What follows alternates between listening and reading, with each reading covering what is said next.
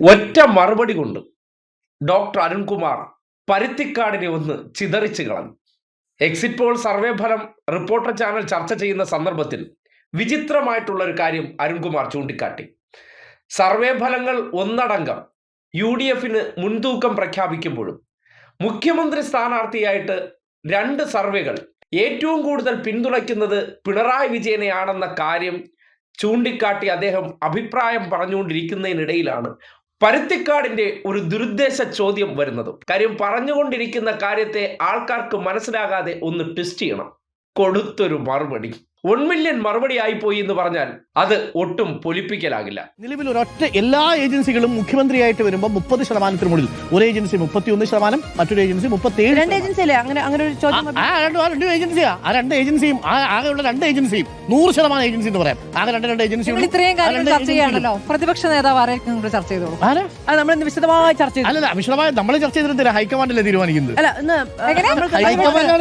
പ്രതിപക്ഷ നേതാവ് പിന്നെ ആരും തീരുമാനിക്കുക? പ്രതിപക്ഷ നേതാവിനെ എങ്ങനെയാ? രമേശ് ചെന്നിത്തല അല്ലല്ലോ തീരുമാനിച്ചത്. അല്ല, അതങ്ങനെ രമേശ് ചെന്നിത്തല ഹൈക്കമാൻഡ് തീരുമാനിക്കുന്ന കോൺഗ്രസിന്റെ ആളുകളെ പ്രതിപക്ഷ നേതാവുകയുള്ളൂ.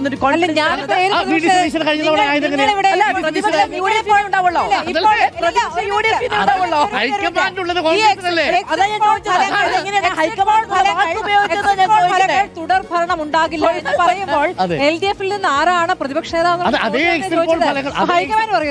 എക്സിറ്റ് പോൾ ഫലങ്ങൾ തമിഴ്നാട്ടിൽ വിജയ് മുഖ്യമന്ത്രിയാവുന്ന ഓർമ്മ എനിക്കത് വിശ്വാസം ഇല്ലെന്ന് ഞാൻ പറഞ്ഞു.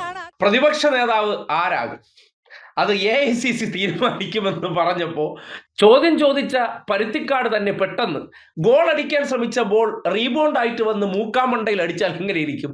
അതായിരുന്നു അവസ്ഥ. അതങ്ങനെ AICC തീരുമാനിക്കും. ചില മറുപടികൾ ഇങ്ങനെയാണ് കൊടുക്കേണ്ടത്.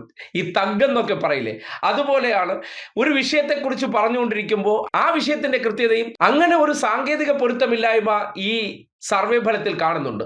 കേരളത്തിൽ ഉടനീളം UDF വരുമെന്ന് ദേശീയ സർവേകൾ പ്രഖ്യാപിക്കുമ്പോൾ അതേ സർവേയിൽ തന്നെ പറയുന്നു മുഖ്യമന്ത്രിയാകാൻ പിന്തുണച്ചത് പിണറായി വിജയനെയാണ്. അതെങ്ങനെയാണ്? UDF വരും, പിണറായി മുഖ്യമന്ത്രിയാകും? അപ്പോൾ ഇല്ലല്ലോ. ഈ ജനങ്ങൾ തന്നെയാണല്ലോ വോട്ട് ചെയ്തിട്ടുണ്ടാവുക. ആ നിലയ്ക്ക് മുഖ്യമന്ത്രി ആകണമെന്ന് ആഗ്രഹിക്കുന്ന ജനങ്ങൾ എങ്ങനെയാണ് UDFന് അനുകൂലമായിട്ട് വോട്ട് ചെയ്യുന്നത്? അത് കൃത്യമായിട്ടുള്ള ചോദ്യമാണ്. അങ്ങനെ സർവേക്കകത്തെ ഈ പൊരുത്തമില്ലാത്ത കാര്യത്തെക്കുറിച്ചുള്ള മറുപടി പറയുമ്പോഴാണ് അതിൽ ചില വസ്തുതയുണ്ടെന്ന് അറിയുമ്പോൾ എന്ത് ചെയ്യണം? ആ സന്ദർഭത്തിൽ അതിനെ ട്വിസ്റ്റ് ചെയ്യിച്ചുകൊണ്ട് പോകണം. ആ സന്ദർഭത്തിലാണ് അരുൺകുമാർ ആരാണ് പ്രതിപക്ഷ നേതാവിനെ തീരുമാനിക്കുക എന്ന് പറഞ്ഞാൽ അത് AICC ആണെന്ന് പറഞ്ഞപ്പോൾ പെട്ടെന്ന് അവർ കരുതിയത് ഇടതുപക്ഷത്തിന്റെ കാര്യത്തെക്കുറിച്ച് ഒരു ചോദ്യം ചെന്ന് ബ്ലോക്ക് ചെയ്യുമെന്നാണ് കരുതിയത്.